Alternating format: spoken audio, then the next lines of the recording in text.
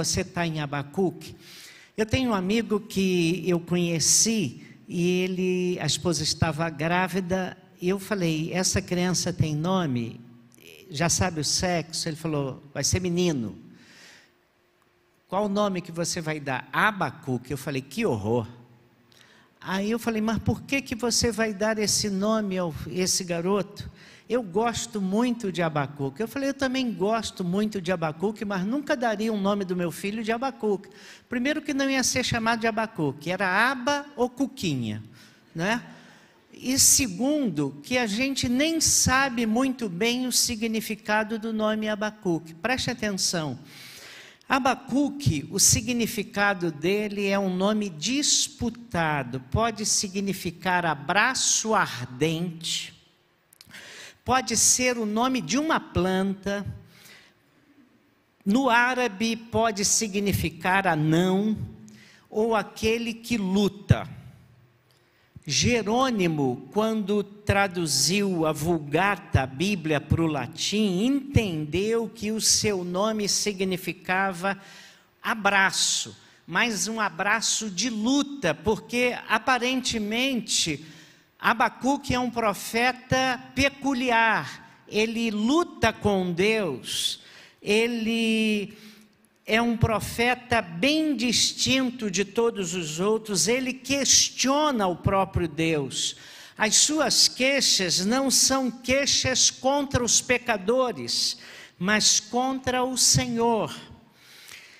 Mas temos que falar que Abacuque não é um rebelde sem causa, também não é um incrédulo falando contra Deus ou sobre Deus. É um homem sincero que expressa as suas dúvidas a Deus, mas é um homem de fé. Ele quer ser esclarecido. Então, o livro não é um desabafo de um homem oprimido em sua fé, mas sim a palavra de Deus, que Deus lhe traz através das indagações feitas por Abacuque. Então a profecia são as respostas de Deus às perguntas, às dúvidas, às inquietações do profeta. O mais notável nesse livro é que o profeta começa com uma dúvida. Capítulo 1, versículo 2. Não tenho ali, eu tenho que ler ali. Até quando clamarei e não escutarás, Senhor? Ou gritarei a ti violência e não salvarás? Em outras palavras, porque Deus permite a injustiça? É o que Abacuque está perguntando. Ele começa com uma dúvida, mas a coisa mais notável do livro é que ele termina com uma das maiores declarações de fé de toda a Bíblia, e os irmãos conhecem, Abacuque 3, de 17 a 19, ainda que a figueira não floresça, nem haja fruto nas videiras, ainda que o produto da oliveira fale, e os campos não produzam mantimento, ainda que o rebanho seja exterminado do estábulo, e não haja gado nos currais, mesmo assim eu me alegrarei no Senhor e exultarei no Deus da minha salvação. O Senhor Deus é a minha força, Ele fará os meus pés como os da corça e me fará andar sobre os meus lugares altos. Muito bem, irmãos. O que ele diz no final do livro é notável. Mesmo que falte tudo, ele não apenas confiará em Deus, mas exultará no Deus da sua salvação. Ele se alegrará nesse Deus. O que está acontecendo nesse livro? O que está acontecendo com o profeta? O que incomoda o profeta é que ele acha que Deus não está fazendo o seu serviço direito. Deus não está fazendo um bom trabalho. capítulo 1, versículos 2 até o versículo 4. Até quando clamarei e não escutarás, Senhor? Ou gritarei a ti violência e não salvarás? Por que razão me fazes ver a maldade e a opressão?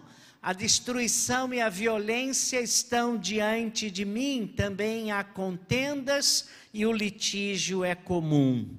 Por causa disso, a lei se afrouxa e a justiça nunca se manifesta, pois o ímpio cerca o justo, de modo que a justiça é pervertida. Se Deus fizesse o serviço bem feito, governando o mundo como devia, matando tudo quanto é bandido e gente errada na hora certa, o mundo seria bem melhor.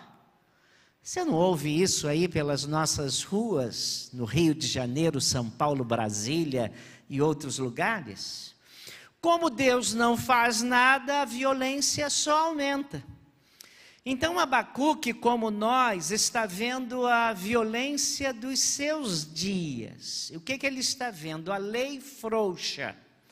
E aí você vai num Datena da vida, ele culpa a violência que ele sempre apregoa, dizendo que a culpa é dos deputados, que não melhoram as nossas leis. Juízes comprados, ímpios cercando o justo, contendas, litígios. Até parece que Abacuque vive no Brasil no nosso século. E a pergunta dele é a de muitos crentes: por que Deus não age? Por que deixa que as coisas caminhem como estão?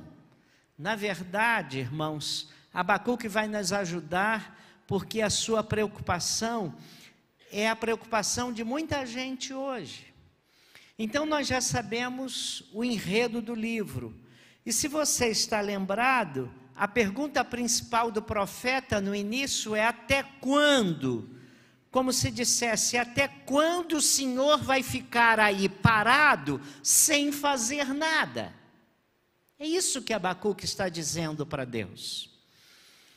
E aí, irmãos, Abacuque quer juízo de Deus. Então Deus vai lhe responder: Abacuque, você quer juízo? Quer que eu haja?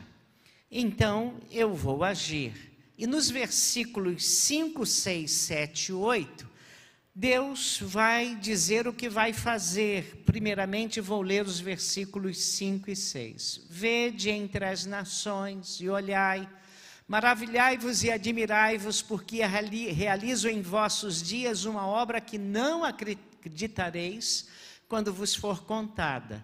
Estou levantando os babilônios, essa nação feroz e impetuosa que marcha sobre a largura da terra para se apoderar das moradas alheias. Deus está dizendo que vai enviar os caldeus para punir Judá. E aí parece mesmo algo que não dá, uma obra que Deus intenta fazer, que não dá para acreditar. Como é que pode? Para punir a maldade de um povo, Deus vai enviar uma nação que é muito mais violenta, que é muito pior. Para punir uma nação em violência, vai trazer uma nação mais violenta ainda. É que nem você chamar um juiz corrupto para julgar um caso de corrupção. Como é que pode?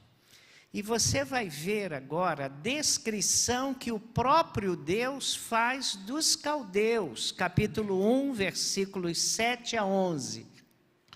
Os seus cavalos são mais rápidos do que leopardos e mais ferozes do que os lobos à tarde. Os seus cavaleiros espalham-se por toda a parte, os seus cavaleiros vêm de longe, voam como a águia que se apressa para devorar. Eles todos vêm com violência, a sua vanguarda rompe como vento oriental, ajuntam cativos como areia. debocham dos reis e zombam dos príncipes, riem de todas as fortalezas, pois as tomam fazendo rampas de terra. Então passam com ímpeto de um vento e vão adiante, eles, porém, são culpados, estes cujo Deus é o próprio poder. E, irmãos, a resposta de Abacuque provoca a segunda crise do profeta. E essa segunda crise está registrada nos versículos 12 até o capítulo 2, versículo 1. O que Abacuque está dizendo nesses versículos é o seguinte: eu não acredito no que estou ouvindo. Eu não acredito que um Deus tão puro, um Deus tão santo, vai fazer uma maldade dessas. Como é que Deus vai fazer isso? E basicamente as perguntas que o profeta faz expressam a sua inquietação. E essas perguntas estão nos versículos 13, 14 e 17, que eu juntei tudo aqui para a gente ler e poupar um pouco de tempo, não é? E olha só o que ele está dizendo para Deus: tu que és tão puro de olhos, que não podes ver o mal e não podes contemplar a maldade, por que ficas apenas olhando para os perversos e te calas enquanto o ímpio devora quem é mais justo do que ele? Trataria os homens como os peixes do mar, como os animais do mar que não têm quem os governe? Por acaso continuará ele esvaziando a sua rede e matando sem piedade os povos? E as perguntas de Abacuque em crise para Deus são três. Por que que Deus se cala diante da maldade e da violência dos caldeus? Por que vai deixar Judá sem liderança? E por que vai deixar os caldeus matando e saqueando ainda? São três perguntas que fazem o profeta entrar numa crise muito maior. E então, essa resposta que Deus deu à primeira crise de Abacuque não ajudou em nada. Ele entrou numa crise maior, piorou até. E aqui está o problema: Deus nunca faz as coisas do nosso jeito. Deus nunca faz as coisas como na nossa sabedoria nós as faríamos. Nós sabemos o como deve ser feito e parece que Deus não sabe. E aí o profeta torna-se mais ousado ainda. E ele diz para Deus o seguinte: que ele vai subir a torre de vigia para esperar uma resposta de Deus. Capítulo 2, versículo 1. Eu me colocarei sobre a minha torre de vigia, ficarei sobre a fortaleza e vigiarei para ver o que ele me dirá e o que terei como resposta à minha queixa. Deus, eu estou tão decepcionado com o que o Senhor está me dizendo, eu não estou acreditando que o Senhor está bolando esse plano, que eu vou fazer o seguinte: eu vou subir a torre de vigia, era o lugar que ficavam os soldados, prestando atenção, podia vir a chegada de inimigos, era onde ficavam as pessoas tomando conta das vinhas, as raposinhas iam destruir as vinhas, eles ficavam lá, falaram: olha, está chegando aí animais predadores que estão acabando com a nossa plantação, vamos lá. Ele vai subir, ele quer ver primeiro o que Deus vai responder, e se ele não concordar com Deus, ele vai continuar discutindo.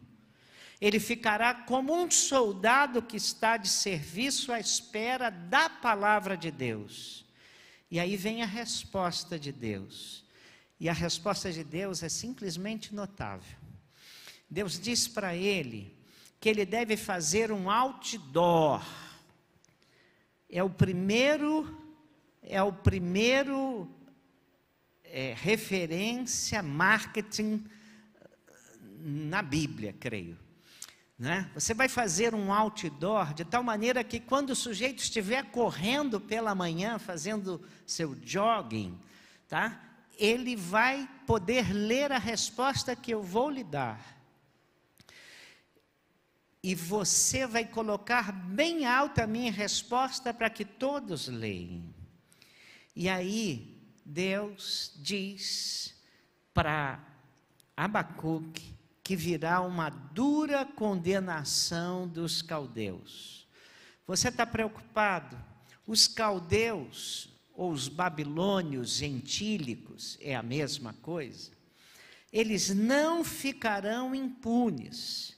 O dia deles vai chegar. Eu vou usá-los como instrumento de juízo para o meu povo. Eu vou ser duro com o meu povo. Mas depois vai chegar a vez dos babilônios ou caldeus, tá? E o capítulo 2 trata do juízo que virá sobre os caldeus. Na resposta, aparecem 5 ais. Era uma exclamação usada em enterros, em momentos de lamentação diante de uma desgraça. Ai, ai, cada ai é uma declaração de desgraça que virá sobre os caldeus. Eles aparecem primeiramente no capítulo 2, versículo 6. Diz assim: não farão todos os povos um provérbio, uma frase de zombaria contra ele, e dirão: ai daquele que acumula o que não é seu, ai daquele que se enche de bens saqueados, até quando será assim? O primeiro ai é que os caldeus tomavam aquilo que era dos outros, eles saqueavam os outros povos, e Deus está dizendo: vai vir desgraça sobre os caldeus, assim como eles saquearam, eles vão ser saqueados, e eles vão chorar também. O segundo ai está no capítulo 2, no versículo 9. Os caldeus, eles pensavam que estavam seguros e pensavam que eram acima da lei. Olha o que Deus diz em Abacuque 2:9. Ai daquele que adquire para a sua casa lucros criminosos, para pôr o seu ninho no alto, a fim de se livrar das garras da calamidade. Era o ladrão que pensava estar seguro, apesar de tudo que fez, que nada iria acontecer, eles estariam impunes. E Deus diz: ai daquele que adquire a sua casa com lucros criminosos. O terceiro ai está no capítulo 2, no versículo 12. Ele diz assim: ai daquele que edifica a cidade com sangue e a alicerça com maldade.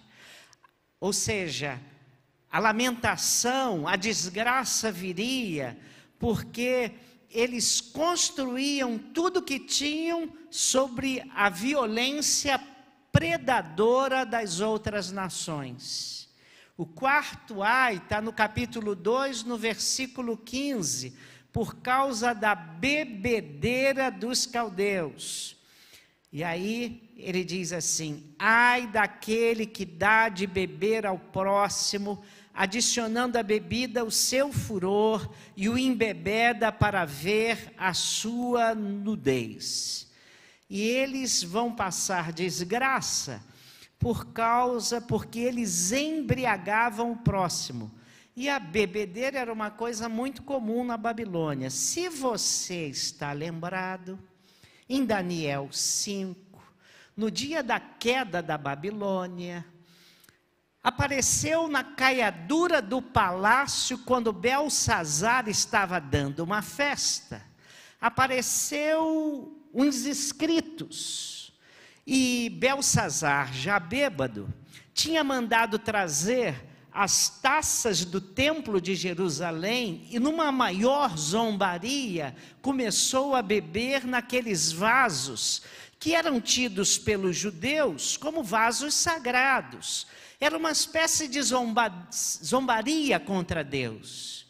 E aí ele está bêbado, ele está fazendo aquilo, todo mundo está bebendo com aquelas taças, e ele estava tão bêbado, que mandou vir aquelas taças do templo de Jerusalém para beber nelas, e não atentou sequer para a interpretação dada pelo profeta Daniel, que disse que ele ia cair.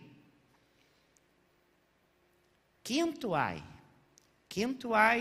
são 5, está no capítulo 2, versículo 19, ai daquele que diz a madeira acorda e a pedra muda, desperta, por acaso pode o ídolo ensinar? Está coberto de ouro e de prata, mas não há espírito algum dentro dele. A desgraça viria sobre os caldeus por causa da idolatria. Foram os caldeus que introduziram a astrologia no mundo, irmãos. Tá? Foram eles que introduziram a astrologia no mundo.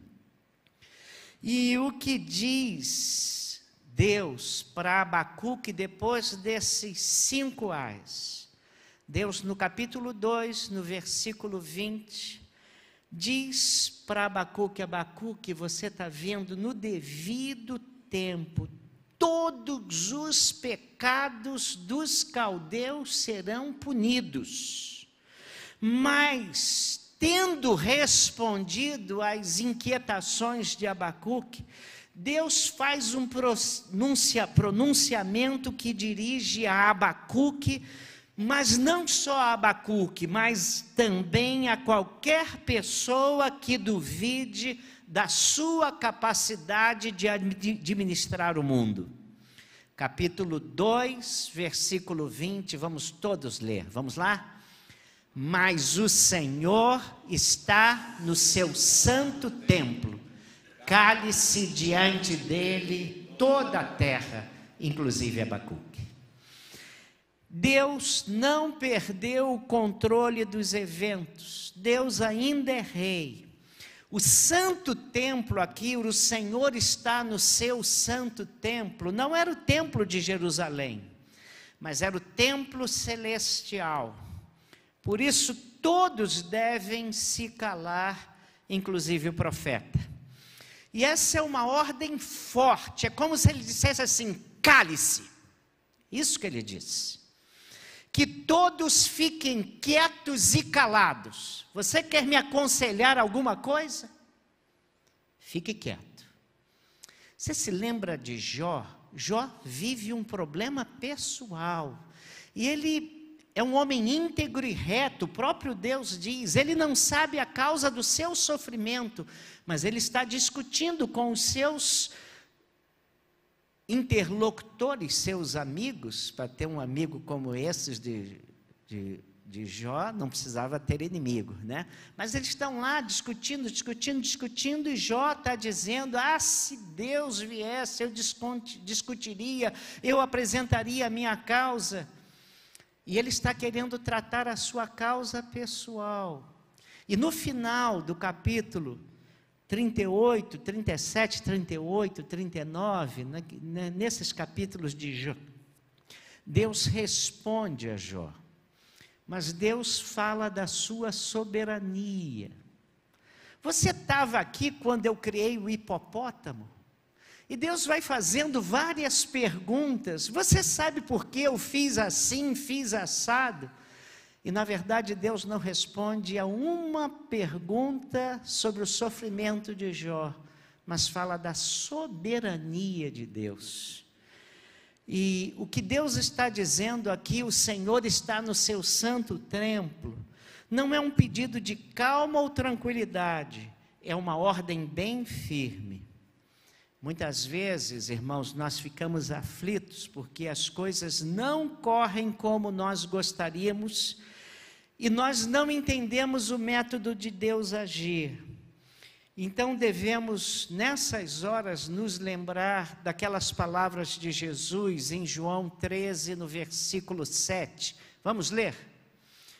O que faço, tu não o sabes agora, mas depois o entenderás. Foi isso que Jesus disse a Pedro, quando foi lavar os seus pés. Nós, muitas vezes, diante de circunstâncias que nós não entendemos, nós perguntamos, por que Deus permite isso? Mas a melhor pergunta seria, para quê? E aí, tendo recebido a ordem divina para se calar, e tendo compreendido o que Deus estava fazendo, o que acontece com o livro de Abacuque? Abacuque lança-se, arroja-se num salmo de confiança que começa no capítulo 3. Agora o seu coração está quieto, e aí ele pode cantar esse belíssimo salmo, talvez um dos salmos dentre aqueles mais bonitos de toda a Bíblia. Assim, o seu livro não termina com dúvida, o seu livro termina com confiança em Deus. E aqui está uma verdade que nós não podemos esquecer. Quando nós olhamos para os eventos do nosso mundo, ou para as circunstâncias difíceis da nossa vida, nós podemos supor que Deus se esqueceu, ou se esqueceu de nós, se esqueceu das nossas orações, mas Deus tem tudo em suas mãos, basta confiar, Ele sabe que faz, e faz sempre o melhor, creia nisso. Mas para terminar, eu tenho que falar rápido, meu tempo ruge, eu tenho que falar rápido sobre 3 grandes lições de Abacuque. Eu não falei do capítulo 2, versículo 4, que talvez seja o versículo mais conhecido de Abacuque, né? O justo viverá pela fé, o justo viverá da fé. Na minha versão diz assim, vede o arrogante, a sua alma não é correta, mas o justo viverá por sua fé. Alguém disse que aqui está o coração da Bíblia. Eis o soberbo, na minha versão, o arrogante. Uma tradução literal daria, eis a alma inchada. A alma inchada, arrogante, soberba, era a alma do caldeu, o gentílico da Babilônia. E ele vai morrer exatamente por obra dos seus recursos e do seu poderio militar, por causa da sua arrogância. Aquilo que ele se vale contra os outros, se voltará finalmente contra ele. Mas o justo viverá da fé. E o justo aqui em Abacuque é Judá. Pastor, Judá? Judá é o que confia, não exatamente aquele que é santo, porque nós já vimos que Judá não estava vivendo como uma nação santa, estava fundada em pecados, mas ele está dizendo, o justo viverá da fé, o justo confiará, terá uma confiança imperturbável nas divinas promessas de Deus, nas divinas promessas da graça. Os caldeus tinham uma força militar poderosíssima, confiavam nessa força, mas eles passarão. O caldeu só tem força militar e crueldade, mas Judá tem uma arma muito poderosa, a fé. Judá pode confiar na promessa de Deus. Jesus disse no Sermão do Monte, os mansos herdarão a terra, Mateus 5:5. Paulo pega essa palavra de Abacuque e aplica isso ao justo. há uma pessoa que foi justificada por Deus. A pessoa justificada por Deus viverá e seguirá vivendo com fé, sem jamais recuar. E essa é uma grande lição para nós.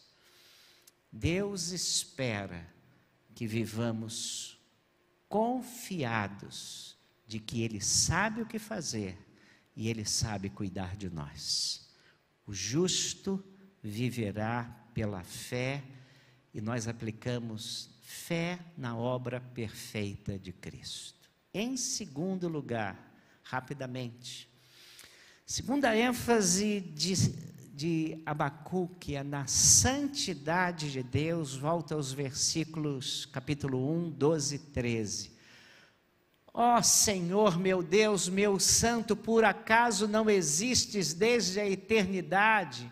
Não morreremos. Ó Senhor, puseste este povo para juízo. Ó rocha, tu estabeleceste para correção. Tu que és tão puro de olhos que não podes ver o mal e não podes contemplar a maldade. Porque ficas apenas olhando para os perversos e te calas enquanto o ímpio devora quem é mais justo do que ele. E irmãos, o que Abacuque não está entendendo, o que Deus está respondendo, que vai suscitar os caldeus para corrigirem o seu povo, é que Abacuque sabe que Deus é santo. E a santidade de Deus fala que Deus não compactua com o pecado. Vai punir o seu povo, sim, mas vai punir os caldeus também. E se você quiser saber um pouco mais sobre a santidade de Deus, medite no Calvário, medite na cruz. O Filho bendito, o nosso Senhor e Salvador Jesus Cristo, tomou a cruz em nosso lugar, por causa dos nossos pecados, para pagar pelos nossos pecados, porque Deus não compactua com o pecado. Terceira e última lição, falando bem rápido. Se tivesse mais tempo, ia falar um pouco mais disso. Ele começou com dúvida, mas terminou com fé. Começou não entendendo nada, expôs seu coração para Deus. Deus ouviu sua argumentação, respondeu o seu coração. E ele agora termina com exaltação. Você se lembra de Tomé? Nós gostamos muito de dar bordoada em Tomé, né? A gente gosta de bater em Tomé. Dois personagens bíblicos nós batemos bem, Pedro e Tomé, né? Como gostamos de bater neles, né? E Tomé, ele diz: se eu não tocar, né, eu não vou crer. Em certo sentido, irmãos, Tomé é honesto com ele próprio. Ele podia dizer: creio, creio, creio, e ele não creu, e ele foi honesto. Ele foi muito incrédulo, mas ele foi honesto. E você reparou que Jesus vai atrás de Tomé e Jesus vai responder a sua dúvida. Traga as suas dúvidas para Deus honestamente. Eu tenho notado que Deus tem prazer em pegar nossas dúvidas sinceras e trazer respostas que satisfazem o nosso coração. Ele vai abrir as portas para que você o conheça e compreenda o coração dele. Mas quando Deus lhe responder, transforme suas dúvidas em ocasiões de louvor, adoração e exaltação ao nome de Deus. Se você está lembrado, a Bíblia diz que Jesus disse: mete a mão aqui. E, irmãos, a Bíblia não diz que Tomé botou a mão. Vai lá no texto, o texto não diz que Tomé botando a mão nas feridas de Jesus. A Bíblia diz que Tomé se prostrou diante de Jesus e disse: Senhor meu e Deus meu. Foi o primeiro discípulo de Jesus na Bíblia a chamar Jesus de Deus. Era o Deus dele. A tradição diz que Tomé gastou a sua vida na Índia pregando o Evangelho. Mas é isso que diz. Você tem dúvidas? Presente as suas dúvidas sinceras para Deus. Peça a Deus: Deus, eu não entendo, gostaria de entender. Deus respeita as suas dúvidas. Mas a única coisa é que Deus, respondendo às suas dúvidas, creia, confie, descanse nesse Deus que sabe o que é melhor para todos nós. Que Deus nos abençoe.